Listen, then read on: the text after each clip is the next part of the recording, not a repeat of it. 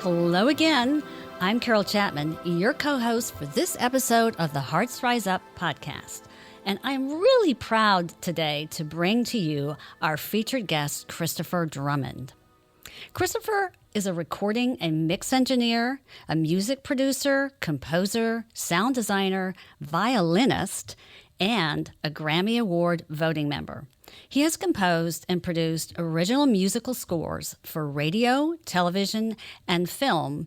Christopher's engineering and production style is influenced by a decade-long mentorship with renowned, Grammy-nominated, Emmy-winning classical engineer Edward Kelly, electronic music pioneer and IMAX scoring veteran Michael Stearns, and space music visionary John Seri. Christopher operates in Washington, D.C. and Atlanta, Georgia, and is the technical director for Robert Aubrey Davis's Millennium of Music. Millennium of Music airs on Sirius XM Radio and over 250 national public radio affiliates.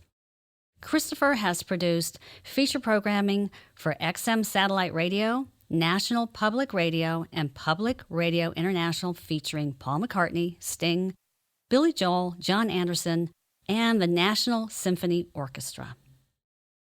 Welcome, Christopher, to the show. Thank you so much, Carol. I honestly have to share, when we first met, there was such a magnetism that you give off. You just emit so much energy that I knew we just had to have you on the show. You're very kind. Thank you. I have to say, that first meeting when I left, you really did raise my vibration. And that's part of what this podcast is all about, is really getting out there and bringing to the table people who do a great job of just rising up and taking on challenges and helping to really raise the vibration of other people in the world. And you did that for me. So it was really good vibes. Thank you. It's been a long and bumpy road. Oh, and I can't wait to dig into that. So can you share with us a little bit more about you personally and professionally that I haven't already covered? Things you mentioned in my bio, that's the shiny part. You never get to see what it takes to get there. I bet. I couldn't have done any of the stuff that I've done without a lot of help, luck, and thousands of hours of work. We're going to dive into your story. I know you have a story to tell. But first, before we get started, are you ready to rise up now and inspire our listeners? Of course. Awesome. Yeah, that's why we're all here. We're at a point now, I think, in our history where it may be the most exciting time to be a human being in the history of human beings.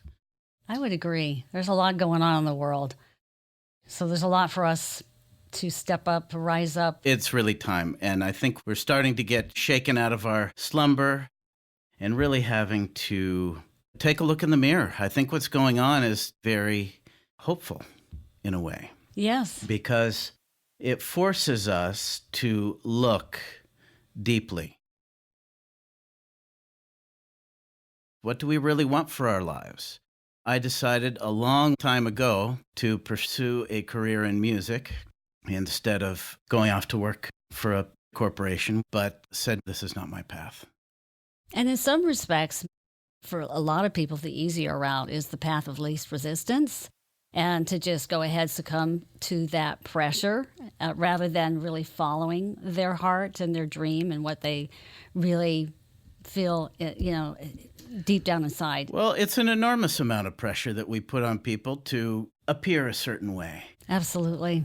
I felt very early on, probably about the age of 13 or 14, that that's not going to happen. I actually never was concerned about what other people thought about me, my music, or what I was doing. One question I was going to ask you, but I'm going to save it for later. But I really would like to get into you sharing a story in your journey where you really encountered some challenges, where you really had to, and you mentioned just a few moments ago about following your heart with music, and you had from parents and family and maybe even friends to do something different possibly. Share with us a story in your life where you had to really dig deep to know what you really wanted. Maybe there were pressure from others. But if you could share that, it'd be great. It's hard to think of one particular experience, but really it's been kind of uphill since the beginning. Mm-hmm. There have been a few plateaus, but really it's been kind of a hard road. Stressful upbringing in Fairfield County, Connecticut. The public education that we had is on the level of most private education. And 90% of my peers went to college, which is unusual, but in our area, it was expected. Going back a bit, I actually started playing piano at 3.5 with the nuns. It was really an eye-opener, even for somebody at 3.5. I still have nightmares about it, occasionally flashbacks. So my beginning piano education was quite torturous. Oh, wow. Got off to a real rocky road. As I mentioned, right from the beginning, and started playing violin at 7, and started playing violin professionally at 14, and discovered the wide world of engineering and production at 15 or 16, and have never looked back. So did you know once you hit 15, 16 that that's what you wanted to do? Yes. Whatever it was that we were doing, you had to be the best. So right from a very early age, it was butt kicking for a long, long time. So any lessons learned from that experience when you were going through the butt kicking? In Connecticut, our house was on 3.5 acres of woods. Beyond that was a 20,000-acre state forest with a very large lake. I spent a lot of time in the forest growing up. It's not like now. Nothing was connected. No Apple Watches, no iTunes, no nothing. There was a lot of boredom, too. Nobody's bored now. Everyone is engaged. What I realized is that I could get solace by wandering around in the woods by myself for long, long periods of time. Was there a point in your life where there was a real awakening or something that triggered that just accelerated the momentum for your journey? When I was 15, my dad was teaching in Switzerland, and we lived there as a family for a time. However, when I was 15, I was a rebellious teenager, and I wanted to go off on my own. And since my folks both grew up in Southern California, I went to the grandparents' house, and I wanted to be away. Part of that summer, my mom's parents, who lived outside San Diego, took me to the Reuben H. Fleet Space Theater outside of Balboa Park, California. It was the premiere of a non-verbal film called Kronos. This is the summer of '85. And is about a 45-minute long history of Western civilization done in time lapse. It was a groundbreaking film at that time. The soundtrack blew my mind. The soundtrack was written, composed, and produced by Michael Stearns. I sat in awe watching the credits and sitting there. Everybody had gone except my grandparents. And I was thinking, you know what? This is what I want to do with the rest of my life, is write music like this. I love it. I love it. So what steps did you take? I went down to that gift shop and I bought the soundtrack. Oh, wow. That's a good first step. Went immediately back to my grandparents' house. Because the IMAX theater was 92 channels of surround sound. It was coming from everywhere. To simulate that, I took the left speaker and put it next to my left ear, the right speaker, put it next to my right ear. They were facing each other, and my head was in the middle, about a foot away from each speaker. And I played that tape until it broke that whole summer. And when it did break, I went back to that gift shop and got another one. Wow. So how did it change you for the better as you were going through that? I had a benchmark. I've never heard sounds like that. I believe Michael was using the Serge modular synthesizer. And if you saw this thing, you wouldn't believe it. It's like the fist of God of electronics. It's a wall-sized synthesizer that would take hours to make one sound, and it might not be any good. It took a great deal of mastery to get these kinds of sounds out of that instrument. There was no looking back after that. I said, this is it. So have you ever failed at something? It's 90% failure. The bio is those 10% or 5% of successes. At what point did you really have to dig deep and rally yourself to rise up to a higher level? You knew that potential was there. As a senior in high school, going back a moment, by the time I was 17 or 18, I had been playing professionally violin for some time. The highest level of competition for string players is called All-State Orchestra. And Connecticut was very highly competitive for young people and string players at that time. Worked under the baton of the conductor and composer Benjamin Zander. He could have been conducting any major symphony orchestra in the world. But at that time, he chose to work with young people. I'm very grateful for that because he lit something in me to really up my game. The audition process was quite rigorous. It was a difficult solo piece that you played by yourself in front of 4 adjudicators. It was very intimidating. Yeah, the pressure is intense. Pressure to perform and be the best at everything. So how did you get through that? I had incredible stage fright from the beginning. From my first piano recital at 7 years old up until then senior year. Every audition, every time I went on stage, which was hundreds of times, played in front of 2 people, played in front of 20,000 people, solo by myself. Every time I had nearly inconquerable stage fright. I care a lot less what people think now, so it makes it easier. I thought I had a terrible audition. Well, I got a call a couple of weeks later after all the results were in, and this hundreds and hundreds of kids in our school system auditioned. Well, I got to the first rehearsal. It's a weekend-long thing where you rehearse and then you give a performance. I had been in youth orchestras, taking private lessons, and been in a professional light opera company for years. Nobody knows what the results are until you show up at the first rehearsal. Really? My friends came up to me, the principal oboe player, my girlfriend at the time, who was a cellist, and a couple of the other violinists who, we all had played together for a long time. And my girlfriend came up to me and she said, "Your first chair. This cannot be. This is impossible. There is no way that I am number 1 in the state." She just knew? They have placards on your seats. When you get to the rehearsal in the hall there, everybody's got their name on their seat about how they did. I had been 3rd in our region the past year, so it's not that much of a surprise. But to be the best at something, perhaps my audition was not as bad as I had thought. Right.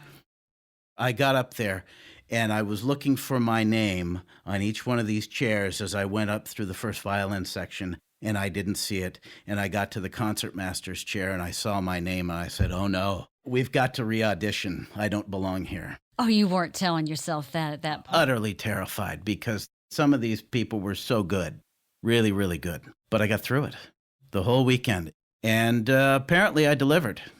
Thank God that's over. Kudos to you. Yes. That's an awesome story, and that's a really nice story, particularly for someone like you, where you went through such stage fright for so many years there, and then for that crescendo to happen at that point in time in your life. Sometimes that can be a real turning point for someone, just in terms of their confidence, their self-esteem. Well, it was for me in the sense that I thought it was a mistake. Really, in the beginning, I thought it was a mistake. But it was helpful later, because then I had a reputation to uphold. It catapulted me into other things. I was able to do bigger and better things with the violin. So it really puts you on your path. If I want to fast forward a little bit to present day and just get a sense of what you're currently working on, is there 1 or 2 things that are really, really exciting you at the moment?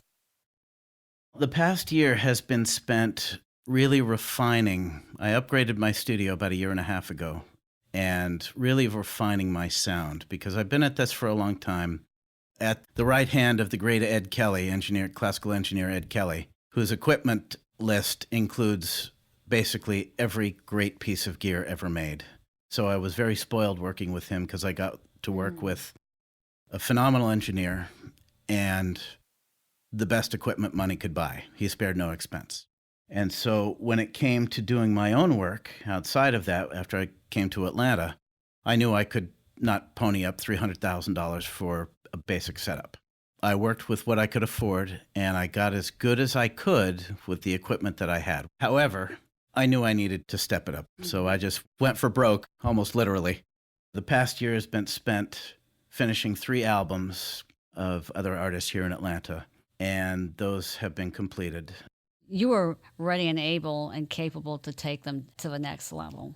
And that's part of what you do. I mean, I know one of the things that you're a real stickler about is excellence. Hardwired. If it's not excellent, that's why it's taken a year, by the way. Are you a perfectionist? I would have described myself as a perfectionist maybe 20 years ago.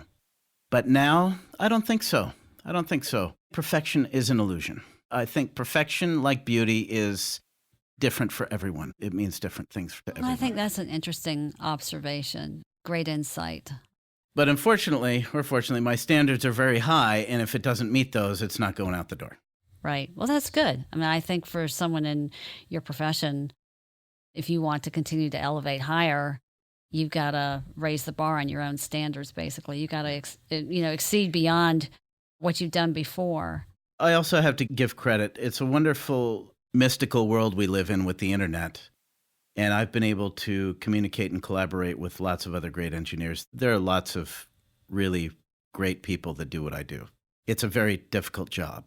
And we all stay up all hours of the night for days and days trying to get it right. And we know when we do, it's magical. And you do it because you're into it and you got to get it done. And you're inspired and motivated to do that. So what's on the horizon for you now? What new projects? My own music. Finally. I've been making everybody else sound good for so long, I decided it was time to come out with my own Kronos soundtrack. What challenges have you been going through to push that forward and bring it to fruition? Well, this is the thing. I actually am a little bit, not embarrassed to say this, let's just put it this way. I've probably got about 10 albums worth of material in the can. Oh, I love it. The problem is, by the time I finish something, my head is in such a different space that when I listened to it, I said, I can't put this out. I am totally not there anymore. I'm not that person when I started. So this is not a good representation of where I am now. So you're going in the vault. And you need to get them out there. Sometimes I'll go through some of these old hard drives and press play on some of this stuff and listen to it. I think it's somebody else. Oh, I did that 15 years ago. Not bad. I'm sweeter with myself now. I'm glad you are. We can be our own worst critic, and we don't really need to beat ourselves up like that. Right. It took me a long time to get to that place. It's a journey. It's a journey. It is. I'd like to just get into our final wrap-up round.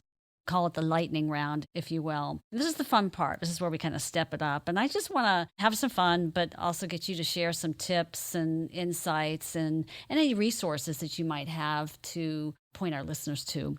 First of all, I want to go back to that one question I wanted to ask earlier. Do you have a personal mantra or some sort of quote, inspirational quote that carries a lot of meaning for you?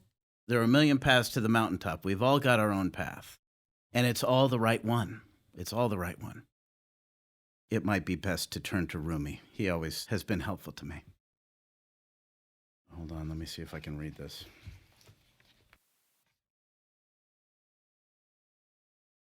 When I am with you, we stay up all night. When you're not here, I can't go to sleep. Praise God for these two insomnias and the difference between them. The minute I first heard my first love story, I started looking for you, not knowing how blind that was. Lovers don't finally meet somewhere. They're in each other all along. We are the mirror as well as the face in it. We are tasting the taste this minute of eternity. We are the pain and what cures pain both. We are the sweet, cold water and the joy that pours. I want to hold you close like a lute so we can cry out with loving. You would rather throw stones at a mirror? I am your mirror, and here are the stones. Every time you hear the laughter of a child, this is what you're hearing. A babbling brook, a waterfall, this is it. And now at this time of great transition and seeming chaos, The light needs to shine, and it needs to shine everywhere. And there is no healing without that. All right, I have a few other questions here. Maybe more than a few. What lifts you up every day? Breathing. When you wake up in the morning, open your eyes, take your first breath, it's a new day and you're alive again. You get to do it all again. I love that answer. How many people could have been born? We made it. We won the lottery. This is it. We're the winners. That's a very interesting perspective. Yes, and we could probably do a whole other podcast just on that topic, and maybe we will one day. What helps you feel grounded and centered? Diving deep into the wilderness, but I can't do that all the time. So any silence that I can produce. You meditate a lot, don't you? It's all right here, right now. Just being out in nature is a meditation. Being aware is a meditation. Yeah. Let me ask you this one question. Are there people in your life that don't like the changes that they've seen in you? People don't survive long in my world if they're not artists or So seekers. how have you handled it?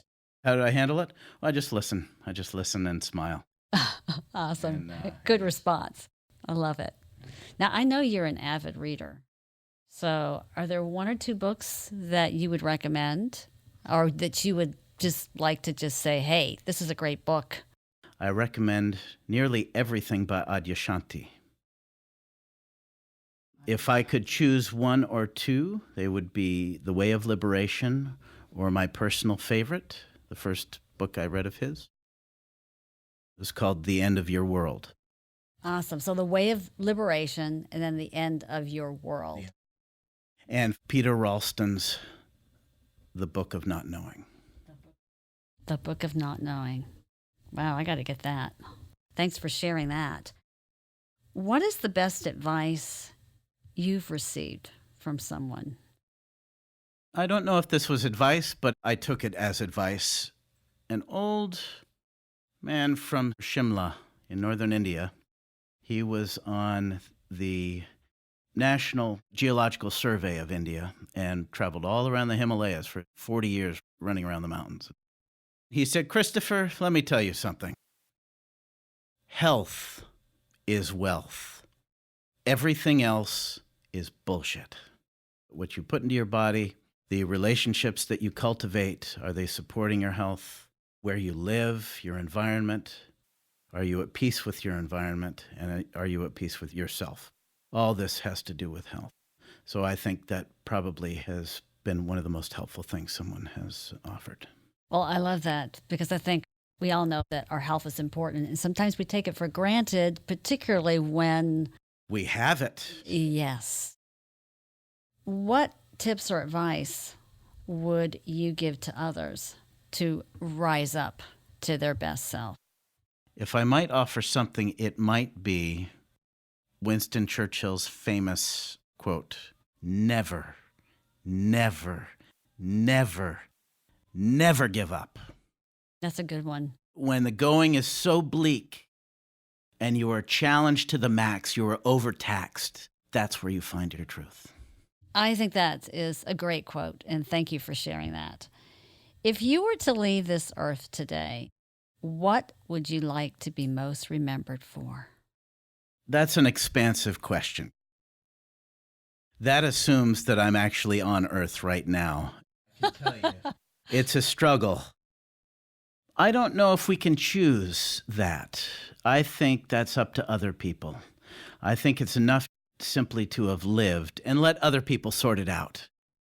If I were to offer a response to that question, it might be, he was a great lover of women, of music, of life, and he was a great friend. I like that. So any other parting comments before we wrap this up? Be sweet with yourself. Be sweet with yourself. I like that. A lot of times we're just too darn hard on ourselves. Well, thank you. This has been a great conversation and a great interview. I have so enjoyed the opportunity of bringing you on our show, and I hope to bring you back at some point in the future once you get into some of these future projects. Where can people find you? Sonic, SONIC, sonicocean, OCEAN.com. Awesome. sonicocean.com. And for our listeners, I want to thank you for listening. You can go to our website, heartsriseup.com, to find the show notes to today's show. Thank you, everyone.